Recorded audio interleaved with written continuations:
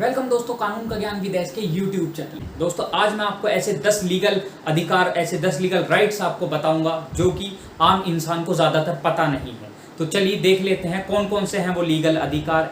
और दोस्तों इस वीडियो में मैं महिलाओं के ही नहीं, नॉर्मली ज़्यादातर जो सबके अधिकार हैं वो बताऊंगा। तो चलिए एक बार देख लेते हैं कौन कौन से हैं वो 10 लीगल राइट्स। पहले नंबर पे तो आ जाता है दोस्तों free legal aid. Free legal aid कब मिलती है? फ्री लीगल एड का मैं आपको पहले मतलब समझाता हूँ। दोस्तों मान लीजिए कोई मुकदमा होता है किसी के ऊपर, या दो पार्टीज का आपस में झगड़ा होता है और वो एक पार्टी तो उनमें दबंग होती है, अच्छा खासा वकील कर लेती है। एक पार्टी ऐसी होती है कि जिसके पास पैसा नहीं है एक वकील करने के लिए, एक वकील को अफोर्ड नहीं कर सकते हैं।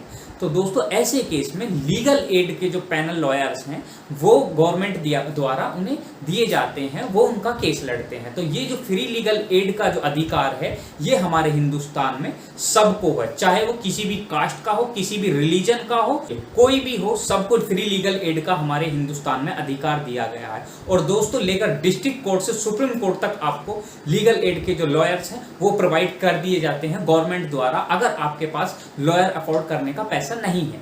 सेकंड नंबर पे है दोस्तों only women officer can arrest any women, यानी कि अगर कोई झगड़ा होता है तो ऐसे केस में, और महिला वहां पर इंक्लूड होती है, तो जो जेंट्स पुलिस वाला है वो उन महिला को गिरफ्तार नहीं कर सकता है, क्योंकि महिला को गिरफ्तार करने का जो राइट है, वो अधिकार है या ड्यूटी है, वो सिर्फ एक महिला कांस्टेबल की या महिला पुलिस ऑफिसर। जेंट्स पुलिस वाला एक महिला को हाथ नहीं लगा सकता। और फ्रेंड्स इसमें एक चीज़ और मैं आपको बताऊं कि थाने के अंदर एक ना एक लेडी जो कांस्टेबल है उसकी पोस्टिंग जरूर रहेगी अगर कोई भी थाना है तो। अब अगले नंबर पे है employer could not give tedious work to the pregnant employ, यानी कि अगर कोई महिला प्रेग्नेंट है और वो कहीं काम कर रही है, चाहे वो प्राइवेट जॉब कर रही हो या गवर्नमेंट जॉब कर रही हो, तब ऐसे केस में जब वो प्रेग्नेंट है तो उसे टेडियस वर्क यानी कि जो कठोर वर्क है, कठिन वर्क उससे नहीं करवा सकते। ये उसका अधिकार है, अगर कोई उससे ऐसा काम करवाता है तो वो ऊपर शिकायत कर सकती है। और दोस्तों 12 हफ्ते की उसे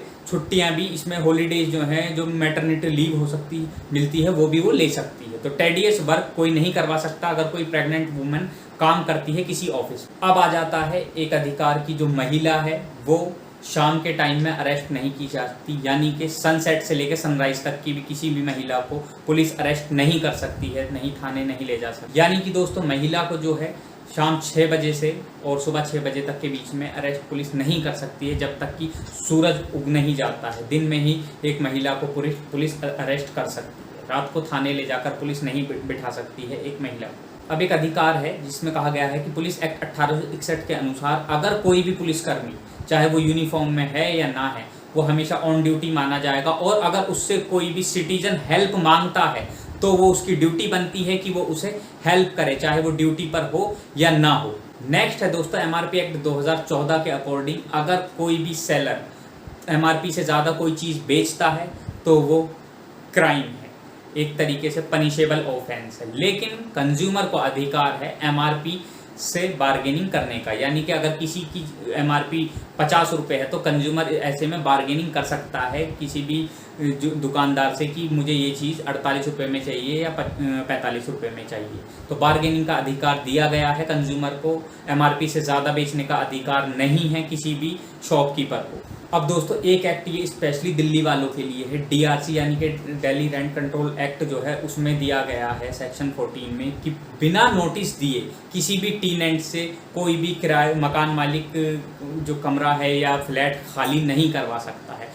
अगर नोटिस देता है तब उसका राइट बनता है उससे कमरा खाली करवाने का। बिना नोटिस दिए कोई भी टेनेंट से कमरा खाली नहीं करवा सकता है। ज़बरदस्त। दोस्तों एक और आपको लॉ की नॉलेज होनी चाहिए कि अगर कोई बंदा कानून नहीं जानता है, उसे नहीं पता है, और वो कोई क्राइम कर या कोई ऐसा एक्ट कर जो कि इलीगल है, ये नहीं कह सकता है कि मैं कानून नहीं जानता। अगर कोई ऐसा करता है तो उसे कानून में उसके लिए कोई भी रियायत नहीं मिलेगी, उसे उसकी सज़ा मिलेगी। मान लीजिए कोई बंदा है वो कहता है कि मुझे पता नहीं था कि अगर मैं यहाँ से ये सामान उठा लूँगा किसी का तो मेरे ऊपर चोरी का मुकदमा दर्ज हो जाएगा, तो ऐसे केस में कानून की नज़रों में वो चोरी ही कहलाएगी दोस्तों। उसमें उसे एक्सक्यूज़ उसका नहीं माना जाएगा, उसे नहीं छोड़ा जाएगा। तो कानून पता हो या ना पता हो, अगर आप कोई इलीगल काम करते हैं तो आप कानूनन जेल जाएंगे, आपको कानूनन सज़ा मिलेगी।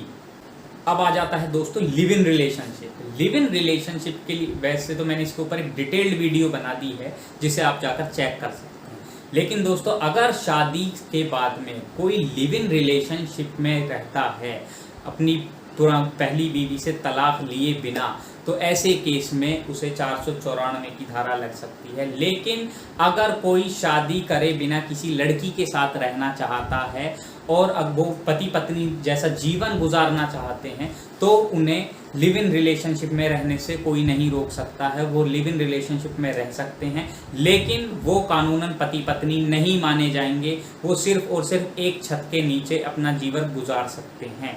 तो इसलिए लिव इन रिलेशनशिप का अधिकार भी दिया गया है। लिव इन रिलेशनशिप के ऊपर डिटेल्ड वीडियो मैंने डाल दी है दोस्तों, आप जाकर आई बटन में चेक कर सकते हैं। दोस्तों लास्ट में एक एक्ट मैंने लिया है जो कि ज्यादातर लोगों को पता नहीं है। इंडियंस राइज एक्ट 1887 दोस्तों कहता है कि अगर किसी को प्यास लगती है या फिर किसी को वॉशरूम जाना है और उसके सामने 5 स्टार होटल भी है, तब ऐसे केस में 5 स्टार होटल को पावर नहीं है, वो प्रोहिबिट नहीं कर सकता। उसे पानी पीने से रोकने के लिए अगर पोर्टेबल वाटर वहाँ अवेलेबल है तो वो उसे नहीं रोक सकता, चाहे वो वॉशरूम जाना चाहे या पानी वहाँ पर पीना चाहे। अगर कोई ऐसी इमरजेंसी की उसके साथ में कंडीशन आ जाती है, तो इंडियन राइज एक्ट का कहना ये है। तो दोस्तों ये थे कुछ लीगल अधिकार, लीगल राइट्स जो कि ज़्यादातर लोगों को, हमारे इंडियन सिटीजन्स को पता नहीं। और दोस्तों ऐसे ही लॉज पर वीडियो कंटिन्यू देखने के लिए आप वीडियो को लाइक करें, शेयर करें और चैनल को सब्सक्राइब कर दें दोस्तों, और बेल आइकन ज़रूर प्रेस कर दें जिससे कि मेरी हर वीडियो का नोटिफिकेशन आप लोगों को मिलता रहे। Thank you.